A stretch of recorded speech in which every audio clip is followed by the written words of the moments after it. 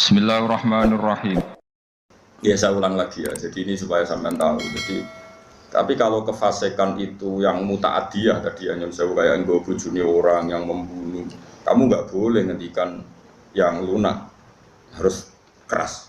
Meskipun kita tetap ingin dia tobat tentu ya, tapi hukumnya harus keras. Makanya Nabi keras, kamu menzinai 10 wanita yang tidak bersuami dengan satu menzinai istri orang, itu dosanya berlipat-lipat satu orang atau satu zina yang istrinya orang. Tentu Nabi pun ada kualifikasi karena tidak mungkin. Taruh saja misalnya Nyun Sewu ya, naudzubillah ya. Orang menzinai lonte ini kan profesional. Haknya kan hanya hak Allah. Kamu yang ayu melanggar itu hak Allah. Kamu melanggar aturannya Allah. Tapi kalau menzinai istrinya orang, apalagi orang ini merasa istrinya ini afifah apa? Afifah itu apa Jawa? Gak mau zina lah Pak afifah. Kayak apa? Jadi bojone pamit ning mall karena suaminya mau Afifah disilai mobil digawani ATM. Terus boleh demenan. Kayak apa mangkel mobil diganggu fasilitas dari suaminya? Kayak apa? Makanya Nabi jelas ngendikan dosa besar itu antuzania bihalilati jari. Kamu menzinai istri orang. Istri orang pun di kelas-kelaskan, terutama istrinya tetangga. Ada urutannya. Jika kalau seperti ini Nabi tegas sampai misalnya Nyon Sewu ada hukum rajam. Saya pernah dalam Bahsul Masail ditanya, Gus, rajam itu kan jahat, masa orang dibunuh gini-gini karena zina? Saya jawab, oke, kita dalam Islam Indonesia nggak ada rajam. Tapi Allah selalu mempertontonkan kematian yang sama. Ini hujjatullah. Misalnya begini, saya tanya, andai kan ada hukum rajam tegas, mungkin satu Indonesia yang kena rajam itu nggak sampai 100, nggak sampai 10 memang. Karena syaratnya harus ada saksi 4 sing nginceng. Iku kudu roh detail mlebune alat kelamin ning vagina. Ada roh kelonan tok ora cukup. Aku roh ning dhuwure tetep ora iso dalam hukum Islam. Kudu roh alat kelamine lanang mlebu ning vaginane cawe itu. Kan ra ngarah roh. Terus rohe papat kudu bar. Ada gentenan yo ora ndak diterima. Terus parahe meneh saksi papat iki kudu adil. Ada pegawaian nginceng yo ora adil. Jadi kemungkinan tercapai rajam kan ada saksi 4 yang melihat langsung alat lelaki kelamin masuk di vagina. Terus wong iki gak fasik, termasuk fasik sing pegawai ade.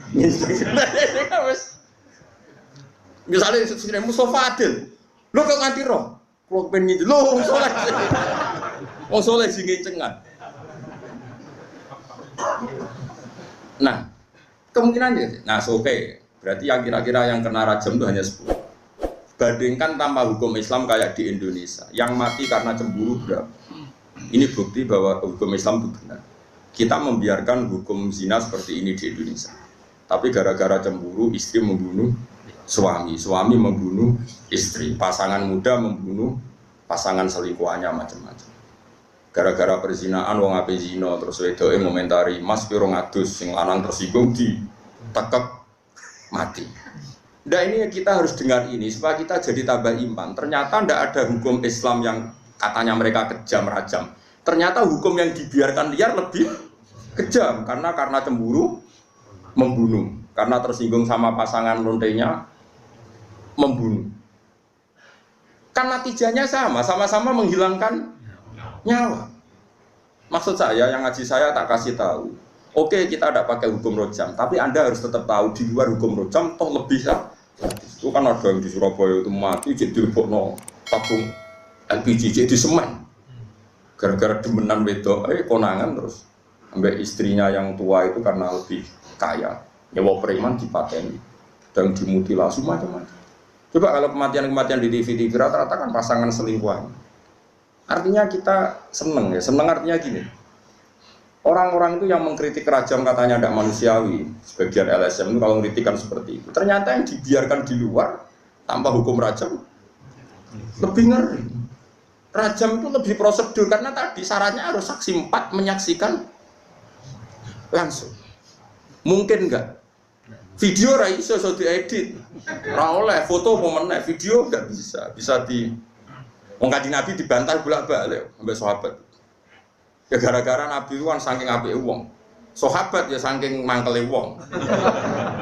Ya Rasulullah, aro'aita law anna rajulan wajada indam ro'atihi rajulan wa qad kana kadza wa kadza disebutno.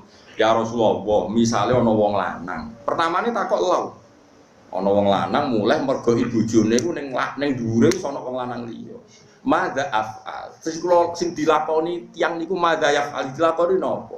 Nabi cek jawab, yo al-bayyinah wa illa khudda al-dzuri. Kudu ana saksi. Nah ora kowe sing tak jilid, perkarane kowe kodaf nuduh orang lain. Napa ya Rasulullah bayyinah? Iya bayyinah, pinten papat. Kula goleki kanca sedeng bar dibantah. Kula kan golek wong papat sedeng bar. Lha kok do pinter mesti. Nabi aja ngotot yo ras pokoke al bayyinah wa illa khudda al-dzuri. Tetep bayyinah nak robek. Nah saya itu berkali-kali basul masail yang seperti itu. Menurut saya itu benar Nabi. Saya ulang lagi itu benar Nabi. Tentu Nabi itu paling benar. Bukan karena kita kultus saja, logikanya begini. Oke dalam konteks orang soleh kayak Mustafa mungkin cerita seperti itu benar. Dia cerita seperti itu benar. Tapi problemnya wong lanang sing ra soleh yo akeh. Wong lanang sing ra saleh soalnya melaporkan istrinya karena wis ra saleh kepen Mekah. Pak Hakim melapor. "Ah, di mana sama mergo istri saya selingkuh, maka harus diceraikan." Kalau hakim itu menerima semua orang, nanti semua orang kalau mangkel istrinya akan menuduh istrinya zina. Dan kalau hukum Islam ditegakkan, semua yang tertuduh zina dirajam, entek wong wedok. Paham ya? Maka sebaiknya Nabi mah nggak percaya. Paham sih kalau maksud? Sehingga dipersulit. Akhirnya apa? Dalam konteks suami istri ada hukum khusus disebut li'an. Disebut nomor li'an. Li'an itu istrinya didatangkan di masjid, zaman dulu kan tidak ada kantor pengadilan. Suaminya didatangkan di masjid. Sama-sama bersaksi tabri'ah. Tabri'ah begini, disuruh sumpah 4 kali. Yang kelima itu sumpah, cara saat ini sumpah sambar bledek. Sumpah pocong cara Madura. Kalau saya bohong dalam menuduh istri saya siap kena bledek atau kena laknatnya Allah. Terus istrinya di depan Rasulullah sumpah 4 kali. Yang kelima, saya siap mendapat azab Allah jika saya bohong. Baru harus dilepas. Furriqa bainahuma alal abad. Keduanya diceraikan alal abad, abadi, sama-sama nggak boleh apa nikah lagi, terus diceraikan secara syar'an. Yang kok ngenteni perkembangannya pangeran, pokoknya sama-sama nantang sing gorong sabar bedek. Utama cara sakit diplintes tronton. Kalau di daerah saya gitu kan, ono pantura, ada tukaran gitu. Aku ada nganti melok wong iku, tabrak truk. Terus yang musuhnya, ojo truk tok, meni tronton. Saking mangkelnya. Soalnya debat tuh, nak sing mbong belah ya, kecemplung segoro, sumpah apa?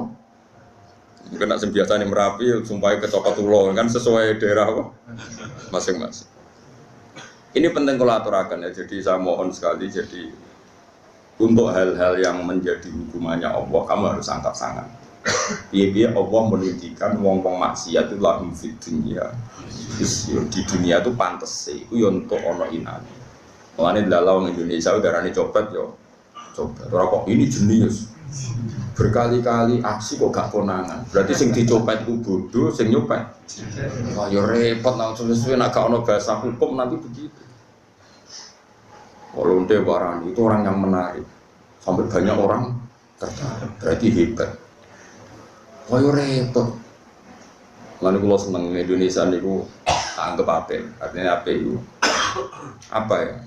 Bahasa Indonesia meskipun nyuwun sewu yang melafadzkan tokoh-tokoh nasional pun atau TV-TV nasional bahasanya tetap ada razia Satpol PP kepada penyakit penyakit masyarakat. Bahasanya masih seperti itu, penyakit masyarakat, terus ya pokoknya sampah masyarakat masih bagus. Tapi kan nanti kalau bahasanya dirubah hanya karena nuruti nyuwun sewu kemanusiaan, Satpol PP memburu orang yang belum dapat pekerjaan, yang sementara, wah malah kangelan repot. Suara pulau is bener Bapak. Sampah masyarakat, penyakit. Ini bukti bahwa Allah itu kuasa. Jadi Allah itu gak ada sunnah. barang maksiat itu delalah secara nasional maupun internasional itu dibahasakan secara keras. Maksudnya Amerika ada rani lonte gitu. Aku sering delok film-film barat. Kalau nu sering delok yang konsensus mawon. Ternyata gambarannya di barat kalau ada istri sah kok suaminya selingkuh, ya sing dimarahi ya selingkuhan. Orang kok selingkuhan marahi istri resminya. Masih neng barat, masih neng negara komunis itu PKI lah, neng Cina. Sing nyolong, mbak sing dicolong, sing melayu sing nyolong. Lho kok ijek Islami kok roh nak sing nyolong. Orang kok sama rata sama rasa terus. Paham ya? Ini cerita. Jadi, nah kefiah seperti ini itu kan baik. Kalau di orang fasik kefiah ini tidak kita datang karena takut mangkel lah mbek mayit tunggu semayit gendong ngono kok tak dongakno. Oke, dari segi itu berhak kita mangkel ning wong dolim. Masalahnya kalau kita tidak mengisi tradisi ini, diisi oleh tradisi mereka. Mereka terus ceki, minum-minum, lebih sulit lagi kita menghilangkan. Mendingan gelo-gelo sithik, ngempet-ngempet sithik tekon ning majelis, niati ngurip-ngurip tradisi Islam. Senajan tuh kowe gedeng maji. Gedenge ora iso mbok ilangi, gak apa-apa. Pancen mayit itu lalas sing dicolong ya dunyamu. Masjid sing di imamane iku senipun yen kena mercone. Pancen wong nak fasik ning desa kan wis parah tenan. Subhanallah wa bihamdihi adada khalqihi wa ridha nafsihi wa zinata arsyihi wa midada kalimatihi. Subhanallah wa bihamdihi adada khalqihi wa ridha nafsihi wa zinata arsyihi wa midada kalimatihi.